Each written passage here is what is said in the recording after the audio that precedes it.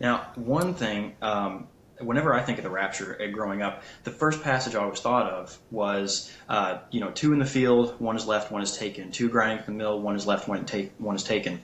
In Matthew 24. I can still remember in college listening over and over to that song that DC Talk made popular. I wish they'd all been been ready. It comes from straight from this passage. I think it's one of the reasons this passage became so popular. And they actually they did that song as a redo. It was actually Yeah, Larry Norman, right, prior to them, who right. made the song actually well known. Yeah, yeah, Forgot about Larry Norman. Haven't heard him in a while. yeah.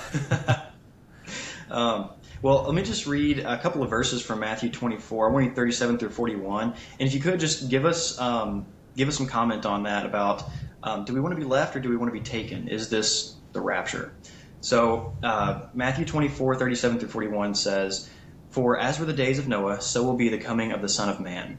For as in the days before the flood, they were eating and drinking, marrying and giving in marriage, until the day when Noah entered the ark.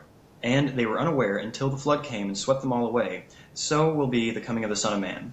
Then two men will be in the field, one will be taken and one left. Two women will be grinding at the mill, one will be taken and one left." Okay, so clearly people are being taken up into the sky to avoid the judgment.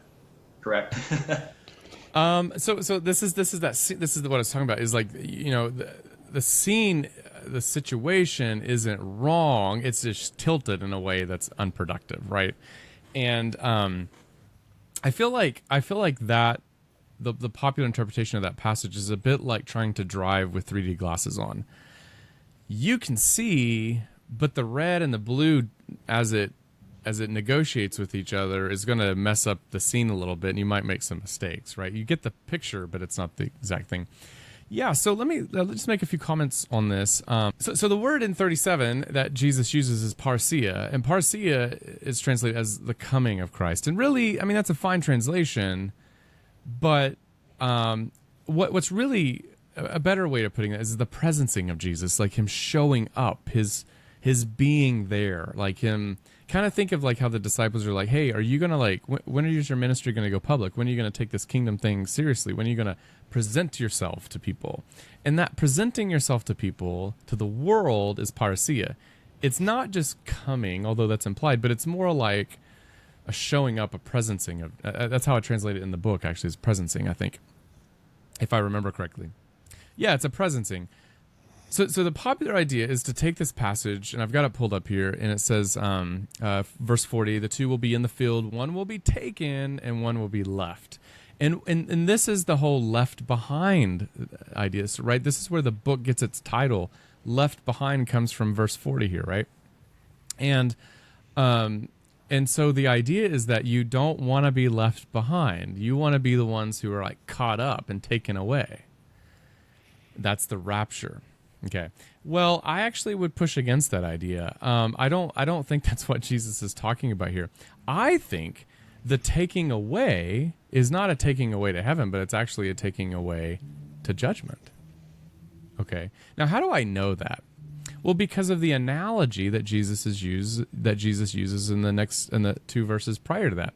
It says he compares this event, this showing up. He compares this to the days of Noah. He said everybody's like eating and drinking. They're just living a life.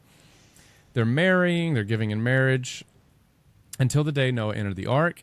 And they knew nothing until the flood came and swept them all away. So this sweeping away, who's getting swept away? Noah? No. He's okay.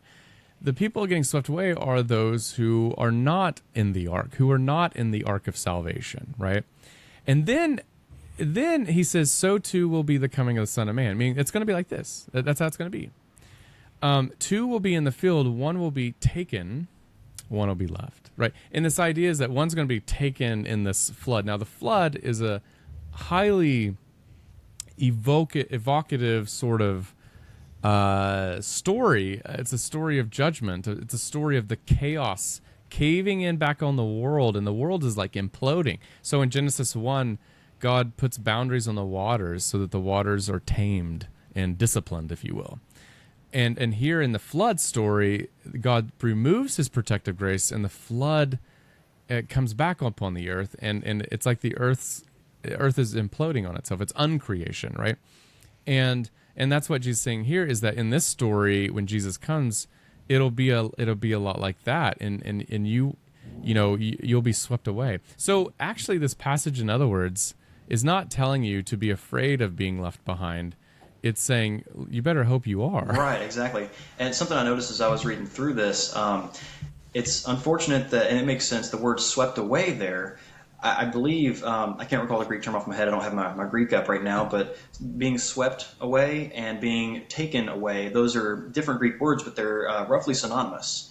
And so you're already listening. Whenever he says swept away and then taken away, you're automatically seeing them swept away in the flood. Yeah, I mean, so that's the kind of the idea here is, word studies can be deceiving in a way, right? People think if I just know the Greek, then I have all the answers. And actually, the opposite's true. If you just know the Greek, you might have more questions. And if you're putting all your basis on just like a word study, it could lead you astray. So can you imagine 1,000 years from now, people who are studying English, 21st century American English, are going to say, oh, they had this interesting word butterfly. Well, let's analyze the word butterfly. Well, the word butter meant this. You put it on your toast, and then fly, maybe they threw the butter or threw it at each other or something. Those sort of etymological analyses of words can be deceiving, because butterfly has nothing to do with your toast. Okay. Right. And so when we go back to the Bible, we need to make sure we don't make those sort of same mistakes. Just because you have two different words doesn't mean you have two different concepts. So that's something I think we should keep in mind. Right. That just kind of caught my attention, that the two statements of being swept away and then taken, they're in the structure of the paragraph meant to be paralleled, it seemed to me. And so, like you said, they are. I think they are. I think that's so helpful, because I wanted to touch on that passage first, just because there are other more forceful rapture passages in the Bible, but or supposedly, but this is always the one that when I thought rapture, this came to my mind. I'm sure the same is true for you, Nate, and probably you too, Matt.